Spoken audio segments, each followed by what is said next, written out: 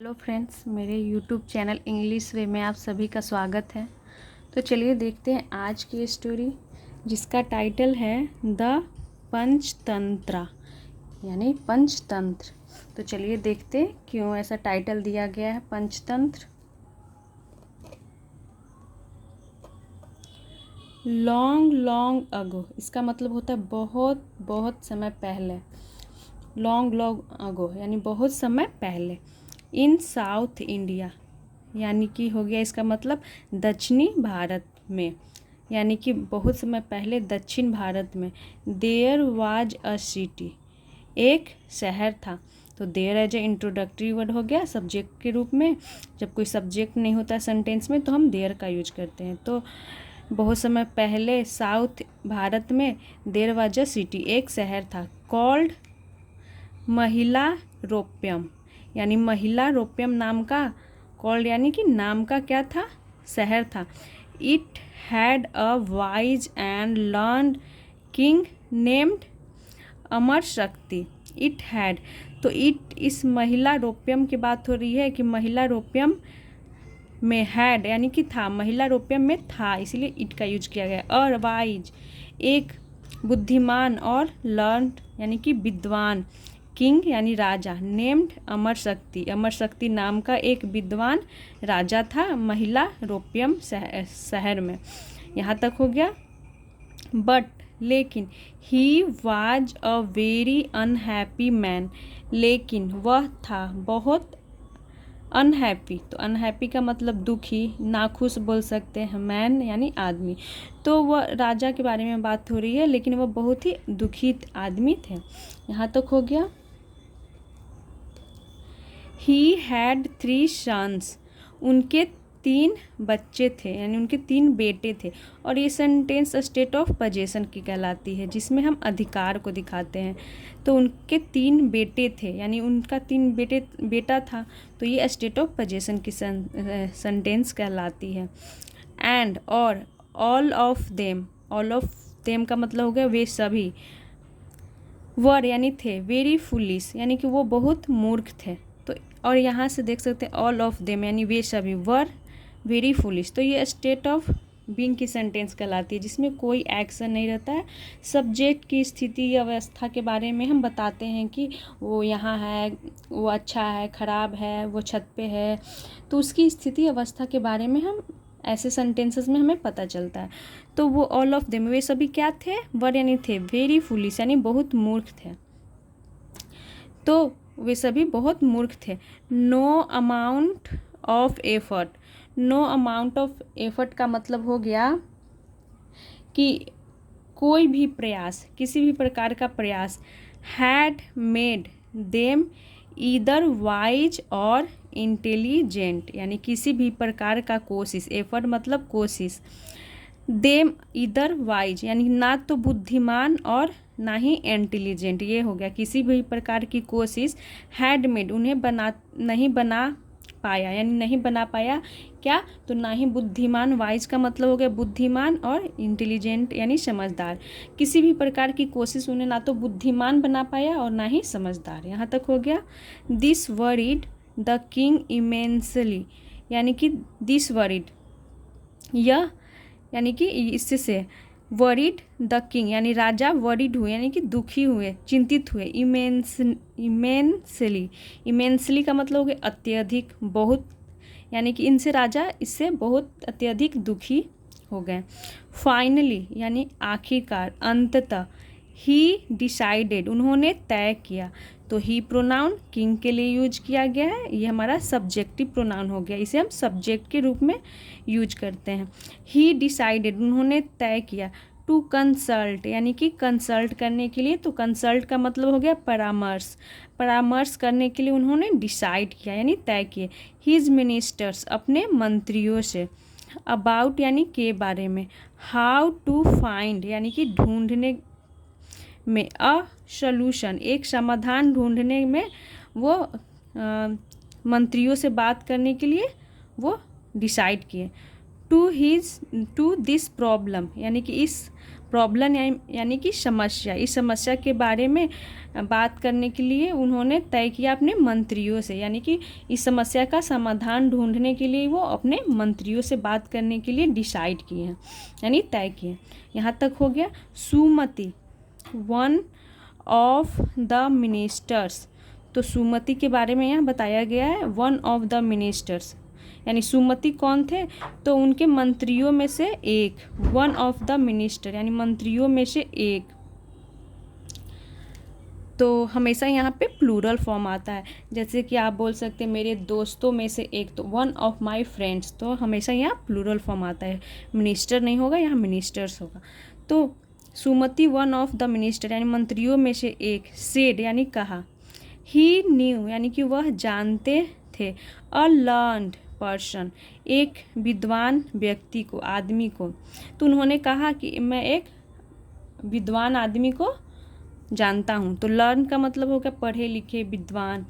Vishnu Sharma, who was a renowned scholar, who was, क्या इसे पढ़ेंगे, रिनोड, यानी कि रिनोड का मतलब हो गया प्रसिद्ध, स्कॉलर यानी विद्वान।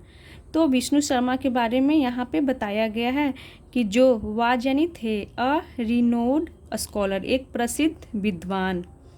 He will be the best person to instruct the princes sir, he said, he will be यानी कि वह होंगे, बी यानी होना, विल यानी गागेगी का सेंस दे रहा है, ही विल बी यानी वह होंगे, द बेस्ट, और द का यूज यहाँ इसीलिए किया गया क्योंकि यहाँ पे गुड की सुपरलेटिव डिग्री का यूज किया गया है, तो सुपरलेटिव डिग्री के साथ हम द का यूज करते हैं। द बेस्ट पर्सन यानी कि सबसे बढ़िया, सबसे अच्छा व्यक्ति। टू इंस्ट्रक्ट, तो इंस्ट्रक्ट का मतलब निर्देश भी होता है, निर्देश देना, तो यहाँ पे इंस्ट्रक्ट का मतलब पढ़ाना ऐसे है। तो ही will be the best person, वो सबसे अच्छे व्यक्ति होंगे, टू इंस्ट्रक्ट यानी पढ़ाने के लिए, द प्रिंसेस, ये तो एक यहाँ पे प्रिंसेस का मतलब हो गया राजकुमार हो, यानी कि एक राजकुमार तो नहीं है, उनके कितने बेटे थे, तीन थे, तीन राजकुमार थे, तो इसीलिए यहाँ प्रिंसेस का यूज किया गया। और एक प्रिंसेस यानी राजकुमारी होता है जिसमें डबल एस होता है। सर, महोदय, ही सेड, उन्होंने कहा, तो उनके मंत्रियों में से जो एक सुमति थी, उन्होंने कहा कि वो एक प्रसिद्ध स्कॉलर को जानते हैं, विष्णु शर्मा के बारे में उन्होंने बताया। The proposal appeared to be a good one, यानी कि प्रपोजल का मतलब हो गया प्रस्ताव, अपीयर्ड यानी प्रतीत हुआ, टू बी यानी कि हुआ, अ गुड वन यानी कि एक अच्छा, क्या हुआ, प्रपोजल यानी प्रस्ताव प्रतीत हुआ, यानी कि उन्हें एक अच्छा प्रस्ताव प्रतीत हुआ, यानी कि अच्छा प्रस्ताव लगा। एंड और the king invited Vishnu Sharma, यानी जो किंग थे, राजा, उन्होंने इनवाइट किया यानी आमंत्रित किया विष्णु शर्मा को, टू द पैलेस यानी कि महल में। The king asked him, the king यानी कि राजा ने पूछा, राजा पूछे, हिम यानी कि विष्णु शर्मा के बारे में बात हो रही है, विष्णु शर्मा से पूछे, उनके लिए हिम प्रोनाउन का यूज किया गया। वेनरेबल सर, इसका मतलब हो गया आदरणीय महोदय। Would you please teach my sons the way to conduct themselves correctly, यानी इसका मतलब वो क्या पूछ रहे हैं, महोदय sir, would you please teach my sons, यानी कि क्या आप कृपया टीच माई सन्स यानी मेरे बेटे को पढ़ाएंगे, टीच यानी कि पढ़ाना, क्या आप मेरे बेटे को पढ़ाएंगे। तो उट का यूज यहाँ पे किया गया है कि वो आग्रह कर रहे हैं, विनती कर रहे हैं, तो इस सेंस में यहाँ पे उट का यूज किया गया है कि क्या आप मेरे बेटे को, कृपया आप मेरे बेटे को पढ़ाएंगे। द वे का मतलब हो गया तरीका। टू कंडक्ट, तो कंडक्ट का मतलब हो गया आचरण। देम सेल्फ यानी स्वयं की, करेक्टली यानी कि सही तरीके से, सही ढंग से। तो क्या आप मेरे बेटे को पढ़ाएंगे, द वे यानी तरीका, टू कंडक्ट यानी आचरण करने के लिए, देम सेल्फ स्वयं से, करेक्टली यानी सही ढंग से आचरण करने के लिए मेरे बेटे को क्या आप सिखाएंगे। यहाँ तक का ये मतलब हो गया कि वो पूछते हैं कि क्या आप मेरे बेटे को सही आचरण करने को सिखाएंगे। सो दैट, ताकि दे में acquire the right moral values so that, ताकि दे यानी कि वे, तो उनके बेटों के बारे में बात हो रही है। में एक्वायर यानी कि एक्वायर करना यानी प्राप्त कर सके, अर्जित कर सके। द राइट यानी कि सही, मोरल का मतलब हो गया नैतिक, वैल्यूज यानी कि मूल्यों को, सही मूल्यों को वो प्राप्त कर सके। द 80-year-old यानी कि इसका मतलब हो गया 80 साल, स्कॉलर यानी 80 साल के स्कॉलर यानी विद्वान, तो स्कॉलर मतलब भी विद्वान होता है और लर्न मतलब भी विद्वान होता है। तो 80 साल के विद्वान थॉट यानी सोचे, थिंक की सेकेंड फॉर्म थॉट हो गई। फॉर अ वाइल यानी थोड़ी देर के लिए। ही अग्रीड वह मान गए। टू टीच यानी पढ़ाने के लिए। नीति शास्त्रा, नीति शास्त्रा यानी नीति शास्त्र। राइट, राइट कंडक्ट, तो नीति शास्त्र के बारे में बताया गया है कि राइट कंडक्ट यानी कि सही आचरण, कंडक्ट यानी सही आचरण। To the princes within 6 months यानी कि 6 मंथ के भीतर। विथ ग्रेटिट्यूड, तो विथ ग्रेटिट्यूड का मतलब हो गया कि कृतज्ञता से, या फिर बोल सकते हैं कृतज्ञता पूर्वक। द किंग यानी कि राजा। सेंट यानी भेजे, सेंट की सेकेंड फॉर्म सेंट हो गई। द 3 फुलिश प्रिंसेस यानी कि 3 मूर्ख राजकुमारों को। टू द आश्रम ऑफ विष्णु शर्मा यानी कि विष्णु शर्मा के आश्रम में वो भेजे। टू स्टडी यानी कि पढ़ाई करने के लिए। There Vishnu Sharma taught them through the stories of the 5 tantras और सिस्टम्स ऑफ स्टडी। यहाँ कॉमा है तो देखते हैं। देयर, तो यहाँ पर देयर इंट्रोडक्टरी वर्ड नहीं है, यहाँ पर देयर मतलब बताने के सेंस में हुआ है कि वहाँ पर, तो ये एडवर्ब हो गया। इसे बोलते हैं एडवर्ब ऑफ प्लेस, यानी कि प्लेस को दिखा रहा है कि वहाँ, यानी कि जहाँ पे वो गए थे पढ़ने के लिए विष्णु शर्मा के घर आश्रम में। देयर यानी वहाँ, विष्णु शर्मा जो विद्वान थे। टॉट यानी कि पढ़ाते थे, देम उन्हें। थ्रू यानी कि माध्यम। द स्टोरीज यानी कि कहानियाँ। ऑफ द 5 तंत्राज यानी कि 5 तंत्र, इसे बोलेंगे 5 तंत्राज यानी पंचतंत्र की कहानियों के माध्यम से। और या सिस्टम ऑफ स्टडी यानी कि अध्ययन प्रणालियों या पंचतंत्र की कहानियों के माध्यम से वे पढ़ाते थे। यहाँ तक हो गया। विच जिसे। केम टू बी नोन, इसका मतलब हो गया केम टू बी नोन जिसे जाना गया। एज द पंचतंत्रा यानी कि जिसे जाना गया एज द पंचतंत्रा यानी कि पंचतंत्र के रूप में। दीज 5 सिस्टम्स वर यानी कि ये सभी 5 सिस्टम्स यानी प्रणालियाँ वर यानी थे। तो देखिए यहाँ पे 5 प्रणालियाँ दी गई है कि कैसे वो पढ़ाते थे, स्टोरियों के माध्यम से वो पढ़ाया करते थे। तो यहाँ पे दिया गया है 5 प्रणालियाँ। कॉन्फ्लिक्ट अमंग फ्रेंड्स, इसका मतलब हो गया कि दोस्तों के बीच संघर्ष। दूसरा दिया गया है विनिंग फ्रेंड्स यानी कि दोस्त बनाना। और तीसरा दिया गया है क्रोज एंड ऑल्स यानी कि कौवे और उल्लुएं। और चौथा है द फोरफिट ऑफ प्रॉफिट, इसका मतलब हो गया लाभ का हानि। और पांचवा है एक्शन विदाउट ड्यू कंसीडरेशन यानी बिना, विदाउट यानी बिना सोचे समझे कोई भी एक्शन यानी कोई भी काम करना। एक्शन यानी कोई भी काम की बात हो रही है, तो बिना सोचे समझे कोई काम करना। तो ये 5 प्रणालियों के बारे में बताया गया है। इसे पंचतंत्र जिसे बोलते हैं।